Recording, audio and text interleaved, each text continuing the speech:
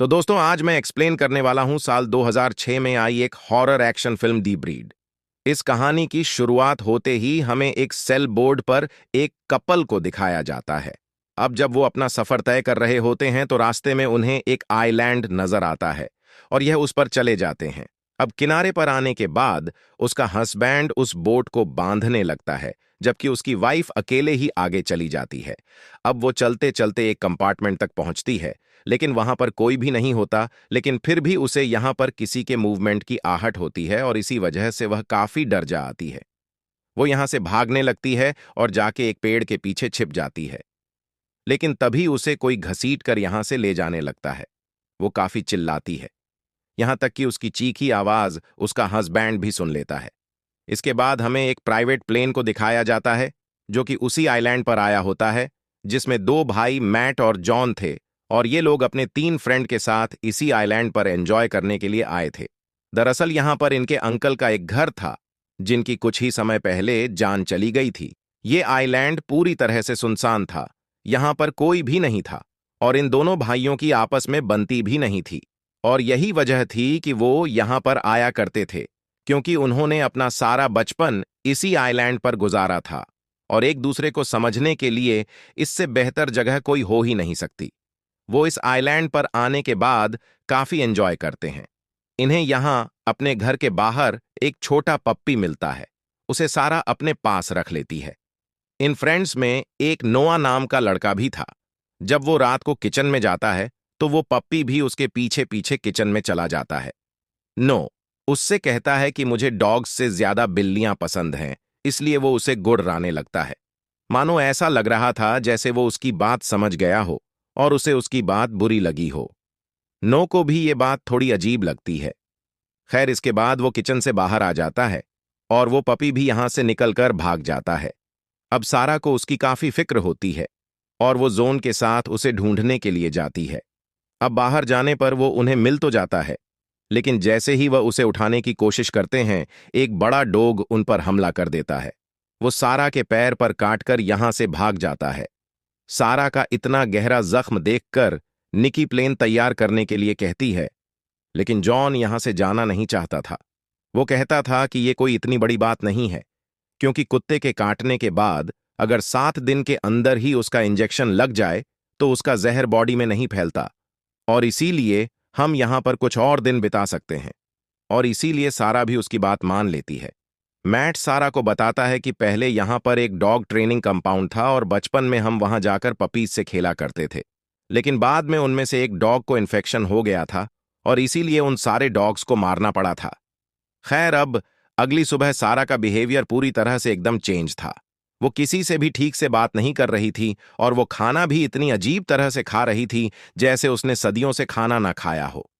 खैर, अब निक्की और सारा को यहां पर छोड़कर वो तीनों हंटिंग के लिए चले जाते हैं, लेकिन जंगल में उन्हें कोई भी दूसरा जानवर जैसे कि हिर या खरगोश कहीं नहीं मिलता। नोआ यहां पर कुछ फोटो लेने लगता है और तभी उसके सामने अचानक से एक कुत्ता आ जाता है। वो धीरे से पीछे होने की कोशिश करता है, लेकिन उसके पीछे भी एक डॉग बैठा था। वो अपनी चारों तरफ देखता है तो पाता है कि चारों तरफ से उससे कुत्तों ने घेर लिया है।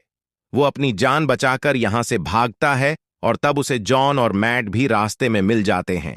वो इन्हें यहां आकर बताता है कि इस आइलैंड पर बहुत सारे डॉग्स हैं और ये जगह हमारे लिए बिल्कुल भी सही नहीं है। और तभी उनके सामने अचानक से वही आदमी आ जाता है जो कि हमें मूवी की शुरुआत में उस बोर्ड पर दिखाया गया था। उसकी हालत काफी बुरी थी। वो कुछ भी बताने की हालत में नहीं था कि उसके साथ आखिर क्या हुआ है, लेकिन फिर भी वो इन्हें बताने की कोशिश करता है। लेकिन तभी बहुत सारे डॉग्स आकर उस पर हमला करके उसे मार डालते हैं। जब ये तीनों ये सब देखते हैं तो अपनी जान बचाकर यहां से भागने लगते हैं। जब ये तीनों यहां पर पहुंचते हैं तो ये देखते हैं कि सारा और निकी स्विमिंग करके आ रही हैं और ऊपर से बहुत सारे डी उनकी तरफ बढ़ रहे थे। वो जोर से चिल्लाकर उन्हें घर के अंदर जाने के लिए कहते हैं और इसीलिए सब जल्दी से घर के अंदर जाने लगते हैं। लेकिन उनमें से एक कुत्ता निकी का पैर पकड़ लेता है। जोन तीर से कुत्ते पर हमला करने लगता है, लेकिन वो तीर भी निक्की के पैर में लग जाता है। इससे वो डॉग भी डरकर यहां से भाग जाता है, जिसके बाद ये निक्की को घर के अंदर ले आते हैं। अंदर जाकर ये निक्की के पैर से तीर निकालते हैं और उस जगह को छोड़ने का प्लान बनाते हैं।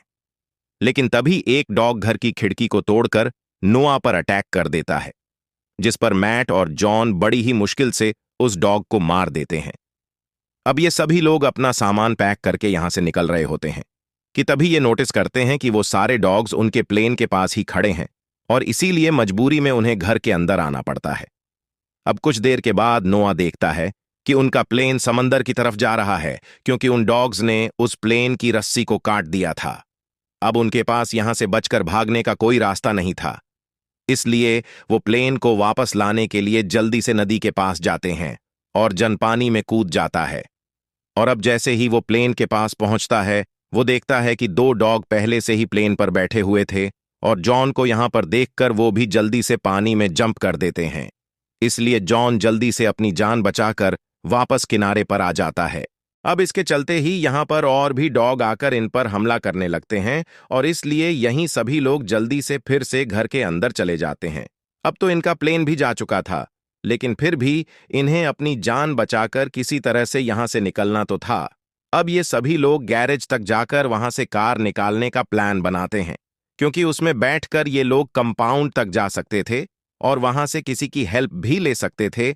और अब इसीलिए मैट गैराज तक पहुंचने के लिए तैयार हो जाता है और उसे एक पुली के सहारे लटक कर उस गैराज तक पहुंचना था। लेकिन निकी, जो कि इस काम में ज्यादा एक्सपर्ट थी, तो मैट की जगह वो जाती है। वो रस्सी पर लटक तो जाती है, लेकिन गैराज तक नहीं पहुंच पाती। वो बीच में ही रह जाती है। सारे डॉग्स ने उसे देख लिया था और वो उसकी तरफ बढ़ने लगे थे, लेकिन फिर भी वो अपनी स्किल्स का यूज करती है और गैराज तक पहुंच जाती है। वो अंदर जाकर उस गाड़ी में बैठ जाती है और उसे स्टार्ट करने की कोशिश करती है, लेकिन वो गाड़ी स्टार्ट नहीं हो रही थी। अब इतने में ही वो सारे डक भी यहां पर पहुंचकर चारों तरफ से उस गैराज को घेर लेते हैं और इसलिए वो फिर से कार से निकलकर वापस छत तक पहुंच जाती है। अब जोन एक तीर के सहारे उस तक एक रस्सी फेंकता है ताकि ये लोग उस रस्सी के सहारे उसे वापस खींच सकें। वो फिर से रस्सी से लटक जाती है और नीचे से डॉग्स उस पर हमला कर रहे थे और किसी तरह से वो सभी लोगों उसे सही सलामत अपनी तरफ ले आते हैं। और रात में ही सभी लोग अपने आप को तसल्ली देने की कोशिश कर रहे होते हैं और तभी लाइट भी चली जाती है।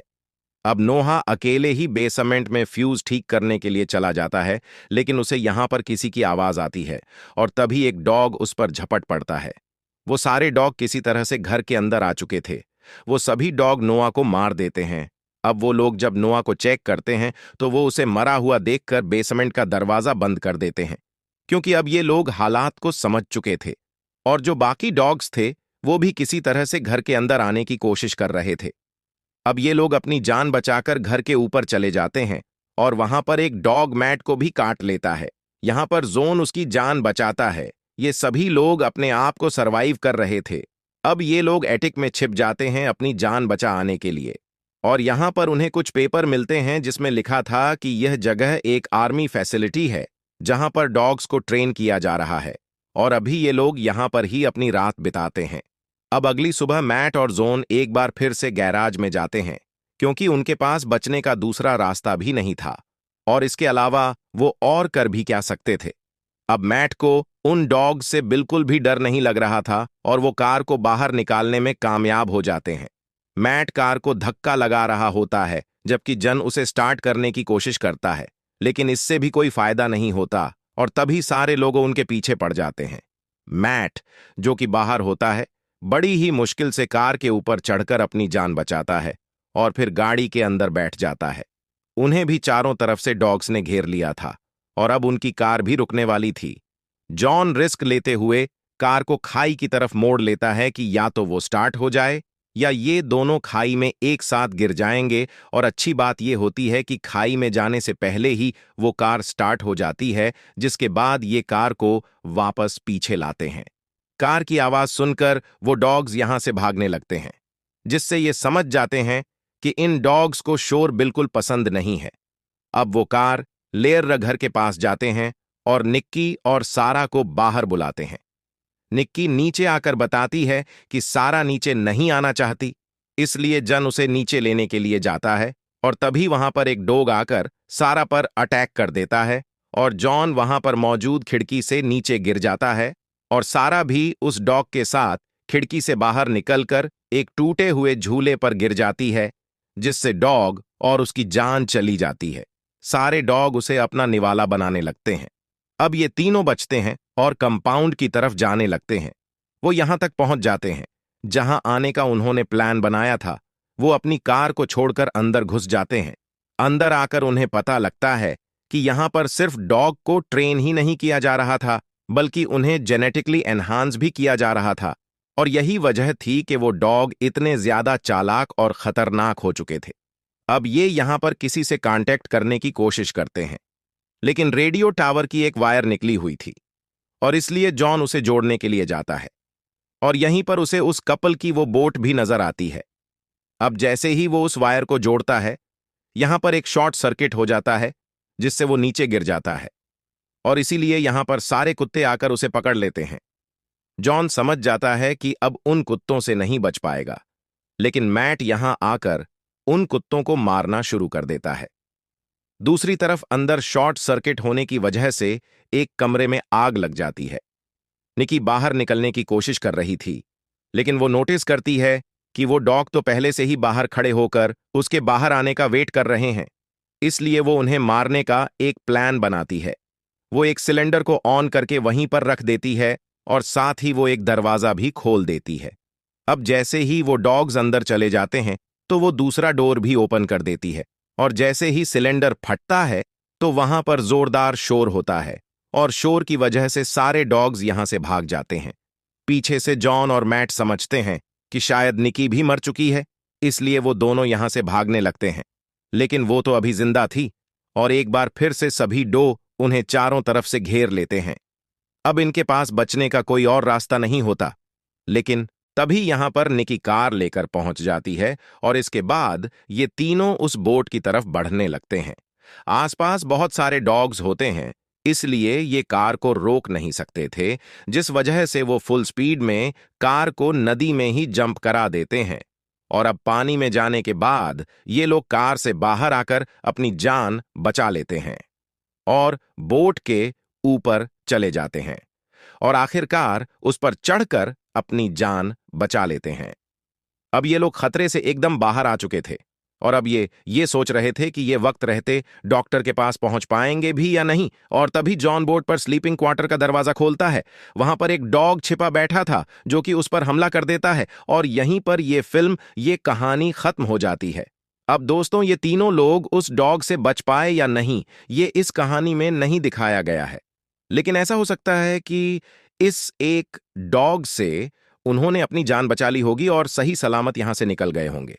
लेकिन इन डॉग्स को जेनेटिकली एनहांस करने का एक बहुत बड़ा नुकसान हुआ, क्योंकि अब वो लोगों को ही मारने लगे थे, क्योंकि अब वो पहले से और ज्यादा समझदार और खतरनाक हो चुके थे, क्योंकि उन्होंने अब इस पूरे आइलैंड को अपना घर बना लिया था, यहां कब्जा करके। तो आपकी इस फिल्म को लेकर क्या राय है, हमें कमेंट करके जरूर बताएं। वीडियो अच्छी लगी हो तो वीडियो को लाइक और चैनल पर पहली बार आए हैं तो सब्सक्राइब कर लें।